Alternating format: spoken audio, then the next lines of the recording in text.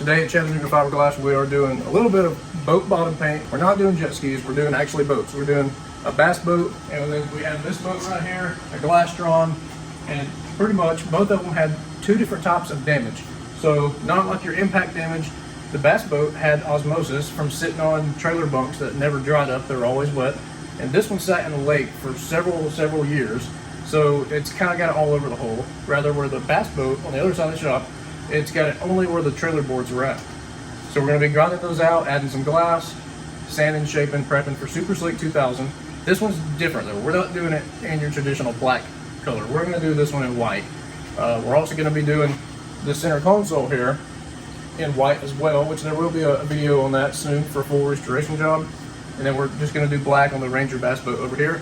Right now what we're doing is getting the boat off the trailer. My jacks are all my lift jacks, and my gantry's kind of tied up right now, so we got to do it a little bit of a more sketchy way. But you know, that's fine. We're going to do it safe and see what we can figure out.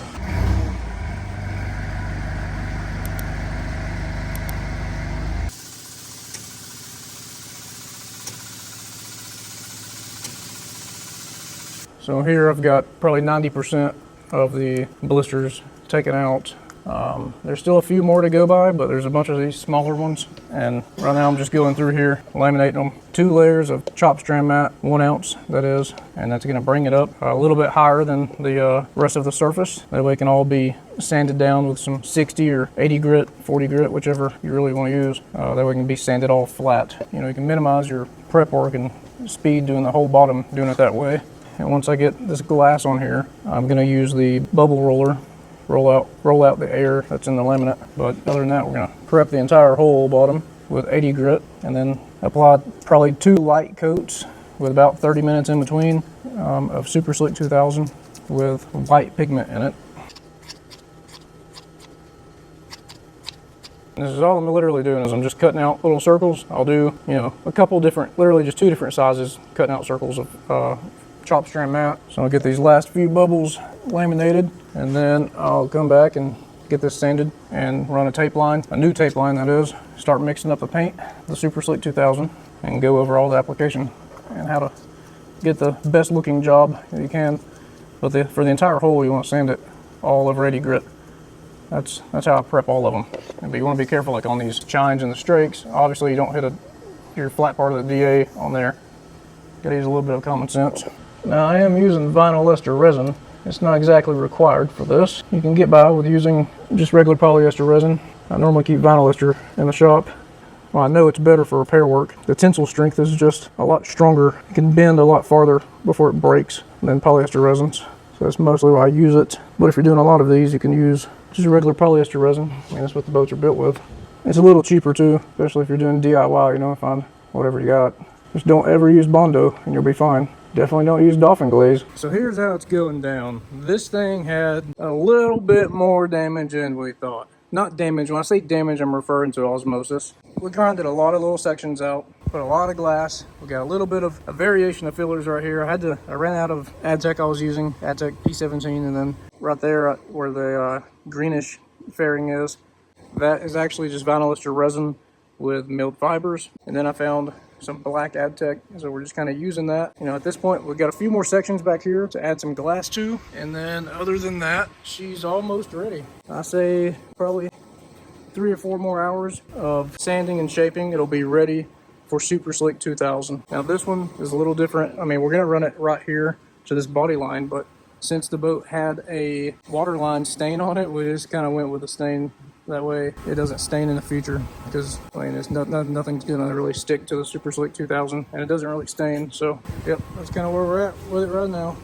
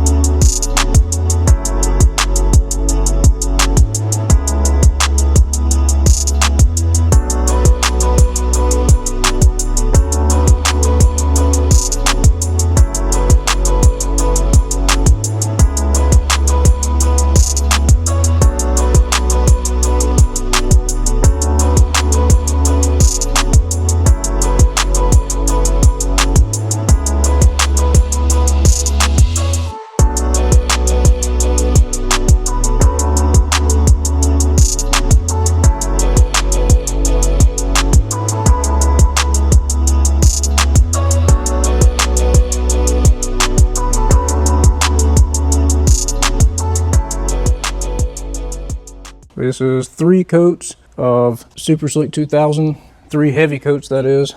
You got a nice crisp line. Went ahead and stayed with the water line of the boat for this one, just to keep it extra safe so it doesn't get another water line in the future. There is a couple small spots that I'm gonna have to touch up just to make sure there's enough coverage over some spots. Like you can see there's 3 spots here, some here. That is the filler that is being transparent. So right now I'm waiting for it to tack up to where it's going to be hard enough to apply more product over top without kind of blending in together. And I will say that the white pigment takes a lot more. I think I used 4 ounces for the entire gallon. Well, actually I'd say 4 ounces of pigment for the half a gallon of total product that I use. Because this right here is a half gallon, a little over half a gallon. So if you're doing a ski boat, you'll definitely want to use a little more than half a gallon, and you'll want to order the 1 gallon kit. It's always safe to go ahead and just buy 2 1-gallon kits. Alrighty guys, so it's a few hours later, and I had allowed the Super Slick time to kind of harden up, cure a little bit, and this one's definitely taken 6 coats so far. So you're definitely going to want to probably roll a little bit of that same color of Gelcoat on the bottom, and then just sand and refinish the Gelcoat. Even if it's the color's off, it doesn't matter. It's just to help with the transparency of the new product and the undertones. So I would definitely highly suggest that. Other than that, everything came out pretty great. About to touch up a couple small sections in the front where it's showing a little bit of the fiberglass underneath. So we got this one covered in Super Slick 2000. It's looking perfect. You got 6 coats total. You could probably go 7 coats and it would be just fine. Now this one came out a little bit smoother. I think it's because we used a different style roller. I used 3/8 nap on both of them. Thin to start out with, and then a medium wet on top, another medium wet, and then I roll it pretty heavy. And then I'll do like a coverage coat on the very last. This one actually took, I think, 5 coats, and it was the same color black as the undertone. So it didn't take as many as the white over here, but it also had very minimal repair work on the very bottom. Now this one had the repairs where the osmosis and blistering was only from the bunks it was laying on. The bunks were just wet all the time, and that's what caused it. So when I put this one back on the trailer, I'll patch up the area where the keel guards stands. Now we don't have that problem for the back because I have it hooked up to the gantry, but you know, wherever you're going to have stands at is normally where you'll have to touch up the areas. Now if you got any value out of this video, give us a thumbs up, subscribe to the channel, stay tuned for more great content we're going to be putting out on fiberglass repair, boat painting, Super Slick 2000 bottom jobs, and we are in the process of making a video for this Ranger, and we're painting the center console. We also have a few other projects that are being filmed, but you'll have to stay tuned to see those. And don't forget to check out boatrehabtv.com. So whether you're a DIY guy and you just want to order, you know, a boat maintenance kit or some sort of Super Slick 2000 to do your own boat, or even if you're a repair shop like us and you don't like to order from 5 or 6 different websites like I've been doing for several years, you can lock in. We will have wholesale accounts in the future to where you can just order on demand if that's something you're into. But other than that, stay tuned guys. Thank you for watching. See you later.